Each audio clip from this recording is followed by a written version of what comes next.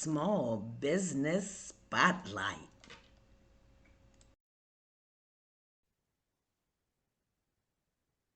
Hello, everyone. I'm Sharon Taylor, founder and CEO of the Business Vision and Development Center and your business strategist. And I am so lucky and blessed to have Deborah Jones, Ward 7 Business Partnership Executive Director, here on the Small Business Spotlight today. Thank you, Deb, for joining me today. How are you? I'm doing very fine, Sharon. How are you? I'm great, and happy holidays. Same to you. First, I want to ask you, what is the role of an executive director before we get in to what Ward 7 Business Partnerships mission is? What's your role as an executive director? And so we are a Main Street organization in DC, and the executive director. Oh, let's see. We are in charge of coordinating everything that has to do with the Main Street. As a founding director, um, I had to, when we started, cold call the businesses and develop a relationship with all the business owners, with a lot of the property owners as well, in the footprint that makes up our Main Street organization. But we make sure the organization runs. We have a board. We do some fundraising. We do small business technical assistance with the businesses. We offer business training. We do storefront improvements. Of course, with grants, which is pretty much what our income is based on. We do. I make sure we get all of our reports done, and I also keep an eye out for the grants that come on the street that are available to the business owners, because I get the information before they do. So I get an opportunity to make sure they're grant ready. When you talk about a main street, I know that with my limited background, a main street is a national kind of formation. Talk a little bit about what a main street is and how you became or how you become a main street. Well, I'll answer. You didn't really ask the question, but the first part of what you said is it is a national organization, and it comes under the historic preservation, the national, what is it, National Fund for Historic Preservation started the Main Street organizations to preserve the buildings that a lot of the small businesses are in. A lot of those buildings are built, yeah. So we are tasked with making sure those buildings are being used. Small businesses are perfect tenants, and the buildings aren't necessarily torn down. They may be improved, but not necessarily, eradicated. But the National Main Street is an organization that, like I said, they do a lot of historic preservation, but a lot of events and restoration of the ecosystems that the small businesses live in, usually a downtown. There was a point where a lot of the downtowns turned into ghost towns because all the businesses moved out to the suburbs, to malls. Well, and now there's a movement where people want to have walkable communities. So they're moving back into the cities, and they want these businesses to come back into the communities that they live in. They want to be able to walk to a grocery, to a library, to a museum, but they also want to be able to walk to businesses that they run. You want to walk if you run a pet store, you want to live nearby and be able to walk to work and walk back home. That's a wonderful thing. So go ahead. I'm sorry. So the National Main Street Center, they sort of keep us in touch with each other all over the country. They do trainings. They offer. There's a membership section where we can all put our best practices up there and share what we do, get ideas for events and so forth. For DC, Generally, there's a main street, I would say, one per city. But in DC, because we're not a state, we have a special dispensation with the Department of Small and Local Business Development to have multiple main streets. I think originally it started with one per ward because DC is ward centric, so there were eight. Mm-hmm. Um, and but now they're like 28. So they're per neighborhood instead of per ward. Most of the Understood. council members, since they've discovered maybe 5 or 6 years ago who we are, they and what we are and what our benefits are, they have each one wants to have a main street in their ward. Now, some people, say that, they want us to be a bid, but they're two different things. A bid is a funding mechanism. A bid is something where you run it pretty much based on taxes to the businesses that you have. And usually they have to be businesses that are doing very well in order to pay, and they want to pay. Uh, Main Street is a movement. Main Street is a movement built of not only the business owners, but the council, the hyper local and local government and the community. I have a So, I have a question before you go further with that so that I'm uh-huh, clear. You said a bid, that's BID? business improvement district. Okay, would that be for profit versus what a Main Street being a nonprofit? I think a bid is I think a bid is a nonprofit as well. Okay, Yeah. hmm So okay.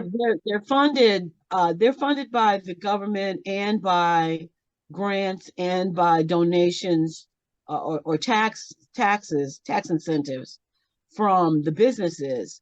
Ah, But they can't make a profit. Any money they make goes back into their organization, just like regular nonprofits.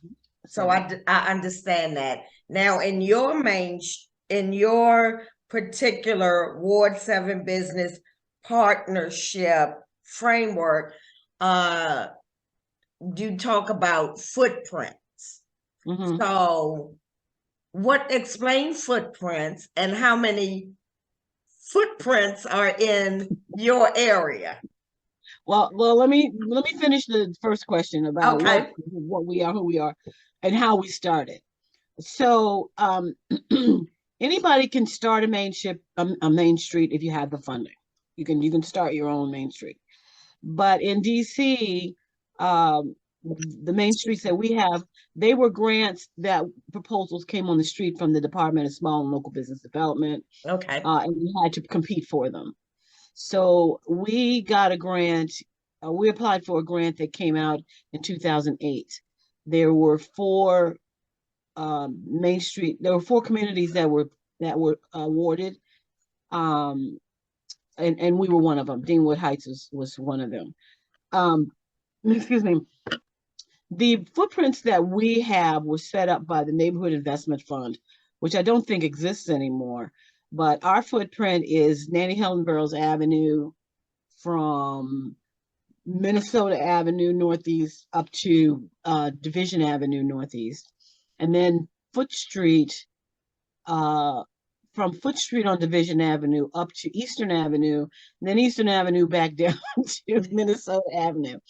So, I mean, you can see us on a map. It looks like a little pennant flag of streets. And we have 37 37 businesses most of the time. Some businesses drop out, some new businesses have come in, Come but in. yeah. But this part of Northeast is pretty much a residential community. Some of the other main streets have a more dense commercial Okay. district. Back here where we are, we have like little pods of businesses. Then we have a lot of residential and green space. Then we'll have another one business, then some more residential and green space. We don't really have a density of businesses in one spot. So it sometimes becomes difficult because they're not all together. Events that we try to have and want to include everybody, it's hard because they have to leave their businesses in order to participate. And a lot of the businesses are mom and pops.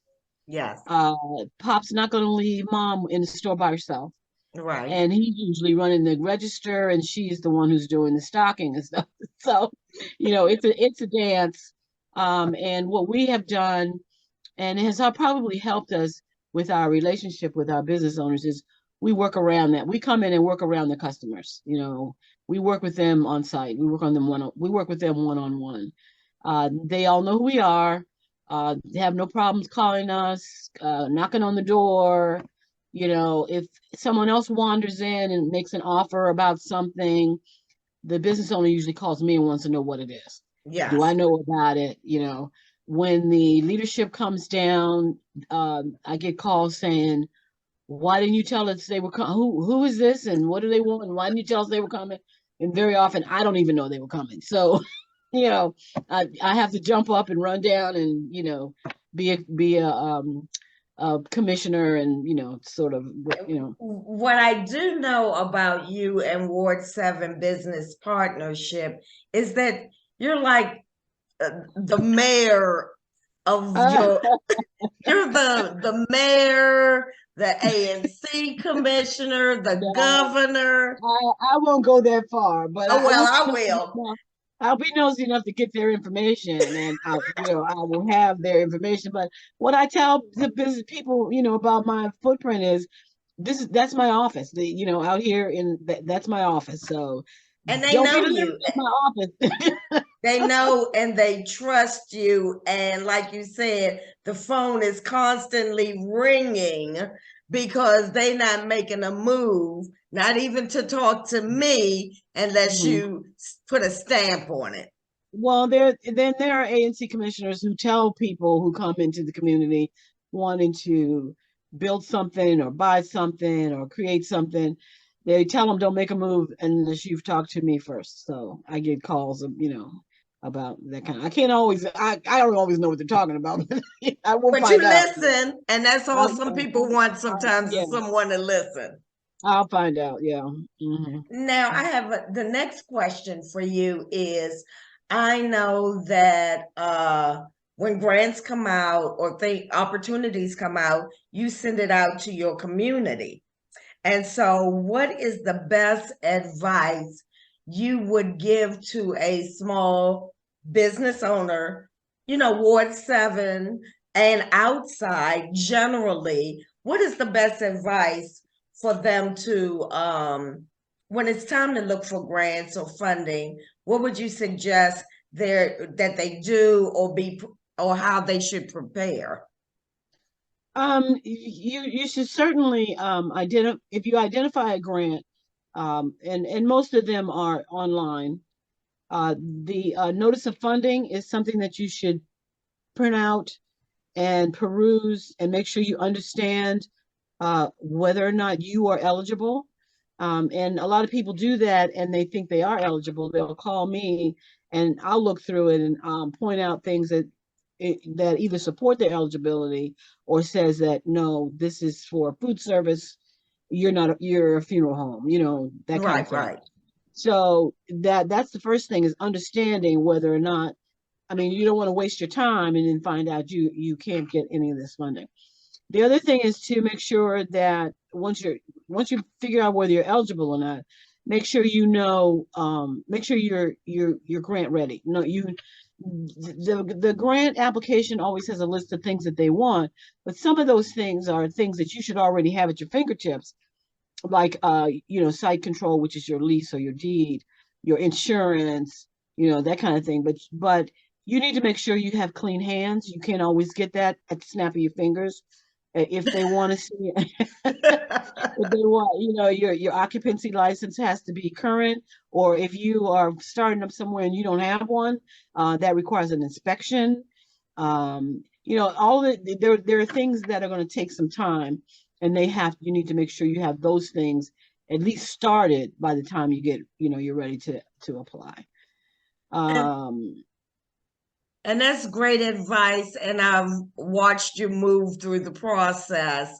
And I've watched your small business owners.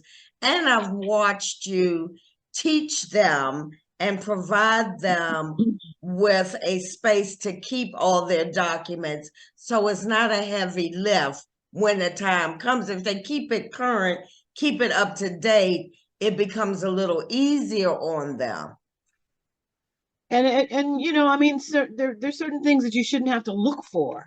You know, I've had business owners when I started, if I asked them about certain documents, everything's folded up and crunched into a number 10 envelope. They're a little fat envelope of stuff. They try to open up and smooth it all out. You know, that kind of stuff should be, you should have it ready to, you know, right there at your fingertips. I also, you know, if you have your documents, and you're doing an upload, you know, we will provide scan services to a PDF so that you can upload it. Or your neighbor might have a scanner. I mean, we connect the businesses. Yes. When I used to get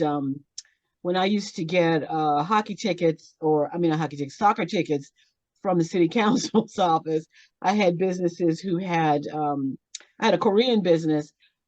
They had one person who spoke Korean and English, and then down the street there was a guy who well, I don't know whether he spoke English or not, but he refused to speak it to me. But anyway, so I would give, you know, I give this guy tickets if he'd go down and negotiate with this guy, you know, tell him about what was going on. So I try to connect. I had one business owner, I'd go to tell him something, but I'd say pull out your phone and call Julia. Julia was his sister in Florida, and Julia spoke perfect English. So I would tell Julia what I wanted. Julia would tell him, and then he'd tell Julia, you know. But you know, you have to figure it out. DC does provide language services, but in a pinch, you know, you sometimes you have to do what you got to do in order to And get that things. and that truly comes from knowing your community and being out there and being a representative and an advocate for them, that you know their situation and you know a lot of their family members and you know the other business in the community. And without that, there's a disconnect. So, I'm sure that I know that they appreciate you and all that you do. And I'm a Ward 7 resident and business, and I appreciate you. And you kind of adopted me along the way. And so I appreciate that as well. So give us your address, Miss Jones. Where are you located? Do people need to make an appointment? How's the best way to reach you, get information, that kind of thing? We're located at 4922 Nanny Helen Burroughs Avenue. Uh, and our door is always open, but it's best if you call first. Our number is 202 398 6054. 398 6054. That's so, And go ahead. and Jackie Lee is our outreach assistant. She will put you on my calendar. That way, I won't be roaming around the neighborhood when you want to have a meeting. I'll be here waiting, you know, waiting for you. And we're open from 10 to 5 most days, Mhm. and Monday through Friday. Okay, and your website address. Our website is www.ward7.com, and it's WARDSEVEN.com. And you can email us at info@ward7.com. Instagram. Our Instagram is at, what did I say before? We At just small biz. uh It's at small biz W7, isn't it? yes. Okay, that's right. Yeah. Thank you so much for participating in this interview today. I'm sure the Ward 7 community is delighted to have you, as am I, Executive Director. And you have a happy holiday, and we will talk to you soon. Well, thank you, Sharon, for having me today, and happy holidays to you, to all business owners, all the homegrown businesses, and all the community. I'll meet a lot of you on the calls that I attend for ANCs, citizen associations, and so forth. Happy holidays. Like, share, and subscribe.